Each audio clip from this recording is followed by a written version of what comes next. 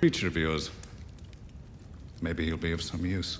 If they suspected me of lying, I have no... He's the whore I told you about. The dark hen.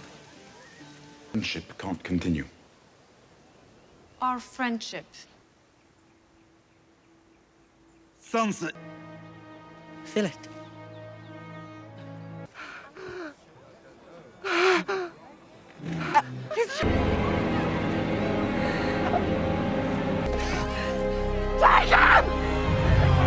Selamat datang kembali di channel Lelah Nonton, yang kali ini akan kembali ngebahas serial Game of Thrones Season 4 episode ketiga, yang dimana di setiap episodenya semakin seru dan menegangkan.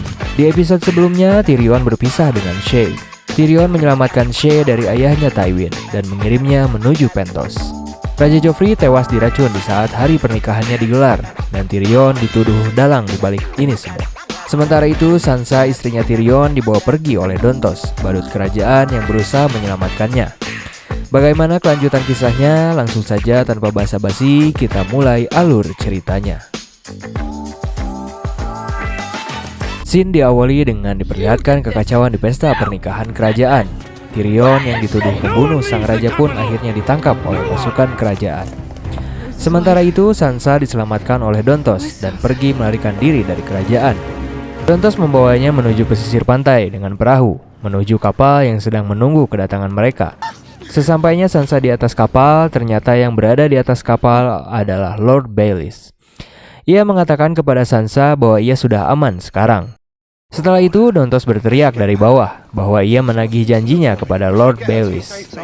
Ia meminta bayaran yang telah dijanjikannya karena telah membawa Sansa sampai ke kapal. Namun bukannya membayar bayaran yang sudah dijanjikan, Baelys malah memerintahkan bawahannya untuk membunuh Dontos. Sansa yang melihat hal tersebut sangat terkejut. Baelys mengatakan kepada Sansa bahwa ia memang pantas mati. Ia bisa saja membocorkan dan orang-orang kerajaan tidak ada yang bisa dipercaya. Sansa mengatakan bahwa ia telah menyelamatkannya, namun Baelys meyakinkan Sansa bahwa ia hanya berpura-pura. Kalung yang diberikan oleh Dontos kepadanya adalah buatan dari Lord Baelys, dan semua yang Dontos lakukan adalah perintah darinya. Kembali ke King's Landing, Margaery dan Lady Olenna sedang membicarakan kematian dari Joffrey. Bahwa kematian dari Joffrey adalah hal yang mengerikan. Margaery juga mengatakan mungkin ia telah dikutuk karena pernikahannya dengan Renly dan Joffrey selalu saja ia tidak berhasil menjadi seorang ratu. Dan suaminya selalu berujung kepada kematian. Namun Lady Olenna mengatakan bahwa hal tersebut bukanlah salahnya. Ia juga mengatakan bahwa persekutuan klan Lannister dan klan Tyrell akan tetap ada, karena klan Lannister membutuhkannya. Walaupun persekutuan tersebut merugikan klan Tyrell. Sementara itu, Cersei dan Tommen Baratheon sedang berada di pemakaman Joffrey. Tak lama kemudian datanglah Tywin. Tommen adalah adik dari Raja Joffrey dan lahir dari garis keturunan King Robert, yang secara tidak langsung bahwa ialah yang akan menjadi raja penerus King Joffrey.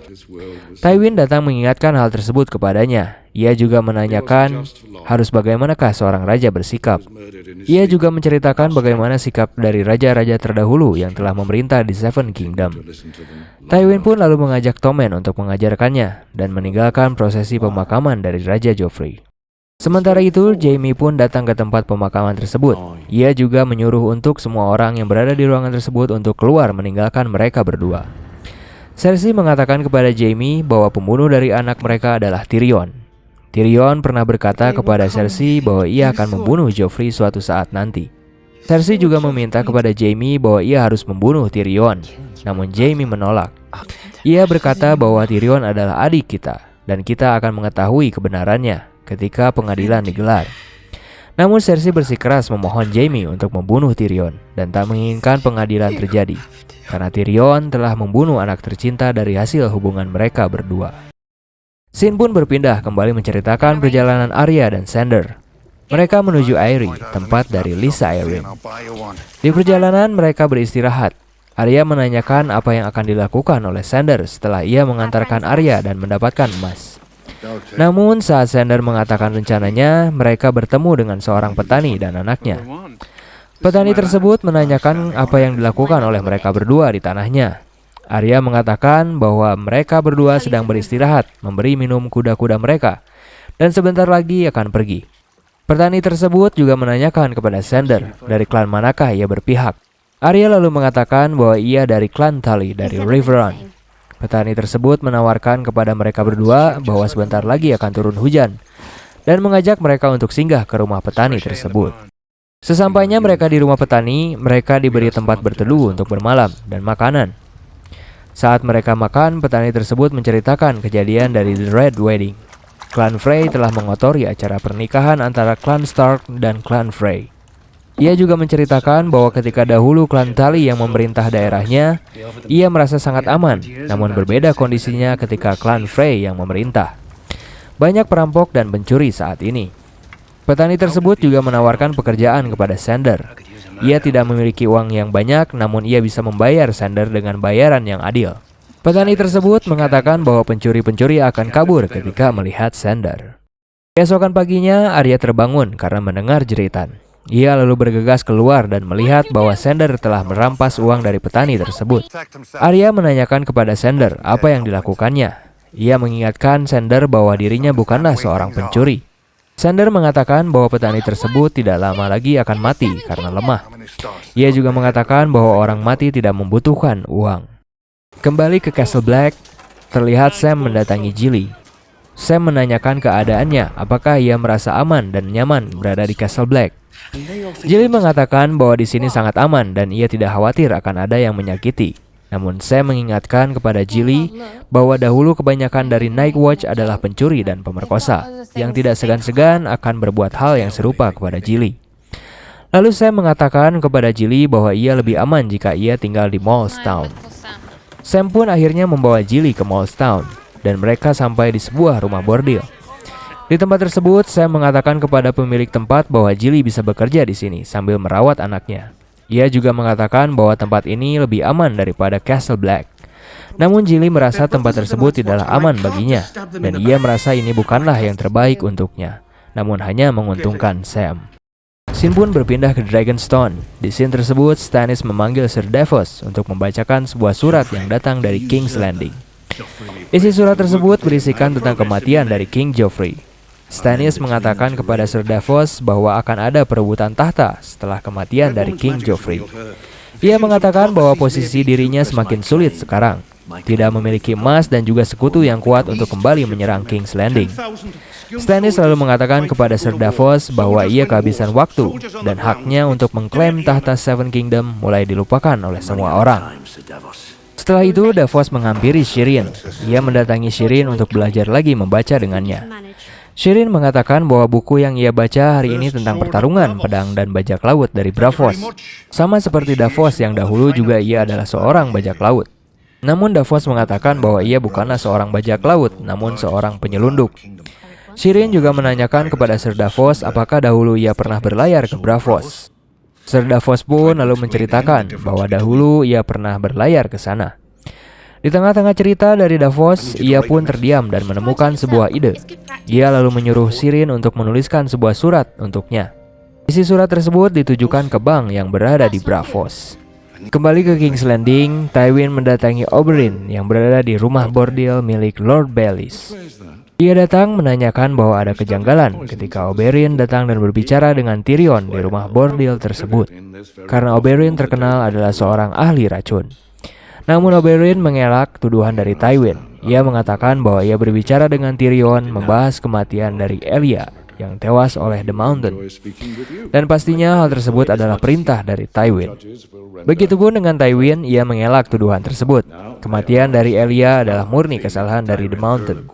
Tywin mengatakan bahwa ia mengundang Oberyn untuk menjadi salah satu hakim pada pengadilan Tyrion. Ia juga menawarkan kepada Oberyn sebuah persekutuan dengan klan Martell.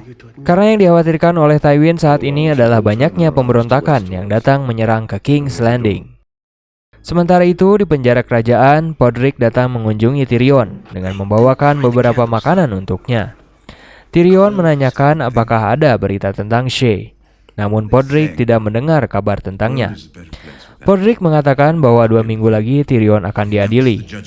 Ia juga menambahkan bahwa para hakim sudah siap dan Oberyn akan menjadi salah satu hakim yang akan mengadili. Podrick juga mengatakan bahwa Tyrion dipersilahkan memanggil saksi untuknya. Pertama, Tyrion menyebutkan nama istrinya, yaitu Sansa. Namun Podrick menjelaskan bahwa Sansa menghilang setelah kejadian terjadi. Mendengar hal tersebut, Tyrion sangat terkejut. Namun ia tidak menuduh Sansa sebagai dalang di balik semua ini, karena hal tersebut tidaklah mungkin terjadi. Ia lalu meminta Bronn menjadi saksinya, namun hal tersebut juga tidak diperbolehkan oleh pihak kerajaan. Dan terakhir, Tyrion meminta Jaime sebagai saksinya. Ia lalu menyuruh Podrick untuk memanggil Jaime untuk menemuinya. Lalu Podrick menawarkan kepada Tyrion bahwa dirinya akan bersaksi untuknya dan mengatakan hal yang sebenarnya, bahwa Tyrion bukanlah dalang di balik semua ini. Namun Tyrion menolaknya. Ia tidak ingin mencelakai Podrick. Tyrion memerintahkan Podrick untuk cepat menemui Jaime. Setelah itu ia harus pergi ke tempat aman dan jauh dari King's Landing. Scene pun berpindah, memperlihatkan para Wildling mulai menyerang desa-desa terdekat menuju Castle Black. Lalu salah seorang anak kecil ditangkap oleh Styr. Ia mengatakan kepada anak tersebut bahwa ia akan memakan semua mayat termasuk orang tuanya. Ia memerintahkan anak tersebut untuk lari menuju Castle Black dan melaporkan apa yang terjadi di desanya. Sesampainya anak tersebut di Castle Black, para Night Watch sangat geram mendengar kabar tersebut. Mereka berniat menyerang kembali pasukan Wildling. Namun hal tersebut dicegah oleh Maester Aemon. Ia mengatakan menyerang keluar Castle Black bukanlah tugas kita, dan tidak boleh satupun ada di antara kita yang tewas. Akhirnya mereka pun mengurungkan niat dan membuat rencana untuk memperkuat Castle Black. Karena menurut Jon bahwa para Wildling tersebut menuju ke arah Castle Black untuk menyerang. Lalu tiba-tiba datanglah perlawanan yang berhasil kabur dari pemberontak yang berada di rumah Craster. Mereka mengatakan bahwa pemberontak tidak akan kemana-mana dan tetap tinggal di sana. Jon menyarankan untuk menyerang mereka, karena mereka bisa mengatakan hal yang sebenarnya kepada para Wildling, bahwa Castle Black tidak sekuat yang Jon katakan kepada para Wildling. Kembali ke kisah Daenerys, ia dan para pasukannya akhirnya tiba di kota Meereen. Setibanya di sana, kota Meereen mengetahui akan kedatangan Daenerys. Mereka memilih duel 1 lawan 1 untuk bertarung. Petarung Meereen juga menghina Daenerys dan pasukannya bahwa mereka adalah pasukan yang tak memiliki kelamin. Daenerys lalu menanyakan siapakah yang akan melawan petarung dari Meereen. Daario lalu menawarkan dirinya untuk bertarung melawan. Lalu Daenerys pun menyetujuinya. Daario pun lalu maju dan melawan petarung Meereen. Tak butuh waktu lama bagi Daario, ia berhasil membunuh petarung dari Meereen dengan mudahnya. Daenerys lalu berbicara dengan para budak di Meereen bahwa kedatangannya bukanlah musuh bagi mereka, namun ia datang untuk membebaskan mereka dari jeratan para tuan. Daenerys pun lalu melemparkan sebuah tong kayu yang berisikan rantai-rantai dari budak-budak yang telah ia bebaskan.